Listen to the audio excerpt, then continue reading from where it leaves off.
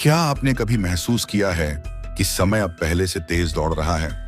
दिन महीनों की तरह बीतते हैं और साल पलक झपकते ही गुजर जाते हैं। ये सिर्फ आपकी कल्पना नहीं, ये धरती की चेतना का संकेत है।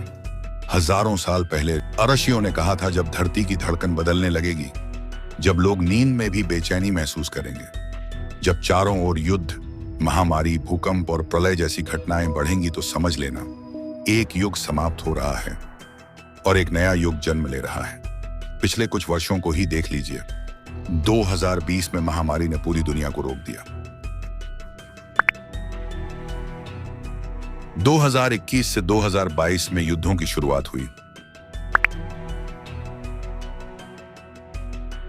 2023 से 24 में भूकंप, बाढ़ और आग ने लाखों लोगों की जान ली। और आज इंसान के पास सब कुछ है, पर भीतर से खाली है। ये सब सिर्फ हाथ से नहीं है, ये धरती की भाषा है जो हमें बता रही है, बदल जाओ वरना मैं तुम्हें बदल दूंगी। धरती के चारों ओर एक अदृश्य तरंग है, जिसे प्राचीन भारत में भौम स्पंदन और आधुनिक विज्ञान में शुमान रेजोनेंस कहते हैं। पहले यह लगभग 7.8 हर्ट्ज पर स्थिर थी, लेकिन अब यह कई गुना बढ़ चुकी है। जितनी तेज इसकी तरंगें, उतनी तेज हमारी भावनाएं, विचार और समय का प्रवाह। यही कारण है कि लोग कम सोते हैं लेकिन थकान ज्यादा होती है।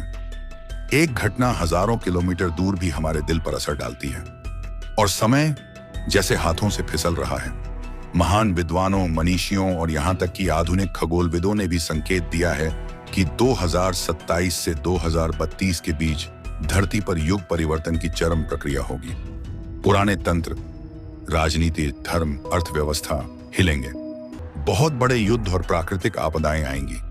करोड़ों लोग इस परिवर्तन को सहन नहीं कर पाएंगे, लेकिन यह अंत नहीं होगा। जैसे राख से नया जंगल उगता है, वैसे ही इस विनाश के बाद नया मानव, नई चेतना और नई धरती जन्म लेगी। यहां असली सवाल है, अगर धरती बदल रही है तो हम क्या करेंगे? जो लोग अपने विचारों को पवित्र करेंगे, अपने मन को शांति देंगे और अपनी चेतना को प्रेम और करुणा में उठाएंगे, वे इस नई ऊर्जा के साथ बहेंगे। वे भय और अंधकार में नहीं, बल्कि रोशनी में प्रवेश करेंगे। लेकिन जो लोग लालच, हिंसा, स्वार्थ और अज्ञान में अटके रहेंगे, उनके लिए यह समय बहुत कठिन होगा। उनकी मानसिक स्थिति बिगड़ेगी, रोग बढ़ेंगे, रिश्ते टूटेंगे और वे खुद को इस धरती की नई तरंग से अलग थलग पाएंगे। जो लोग अपने शरीर और चेतना को नशे, मांस और अन्य अशुद्ध चीजों से दूषित करेंगे, उनकी ऊर्जा नीचे गिरेगी और नई धरती की उच्चतर तरंगों के साथ वे तालमेल नहीं बैठा पाएंगे। ऐसे लोग धीरे धीरे अस्वस्थ और आध्यात्मिक रूप से पीछे रह जाएंगे। धरती किसी को सजा नहीं देती। धरती सिर्फ वही प्रतिबिंब देती है जो हम उसे भेजते हैं। क्या यह प्रलय है? नहीं, यह पूर्ण विनाश नहीं है। यह चयन की घड़ी है।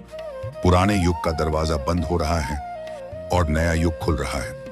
कुछ सालों बाद जब लोग पीछे मुड़कर 2020 से 2032 के बीच की घटनाओं को देखेंगे, तो कहेंगे, हाँ, यही वह समय था जब इंसान बदलने को मजबूर हुआ।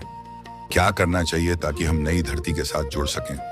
एक सात्विक आहार। भारी मांसाहार या नशा करने वाला भोजन हमारी ऊर्जा को नीचे खींचता है। अनाज, फल, सब्जियां, ताजा पानी और हल्का भोजन शरीर को धरती की उच्च आवृत्ति से जोड़ता है। 2. ध्यान और मौन। हर दिन 15 से 30 मिनट मौन बैठना, श्वास पर ध्यान देना या किसी मंत्र का जाप करना।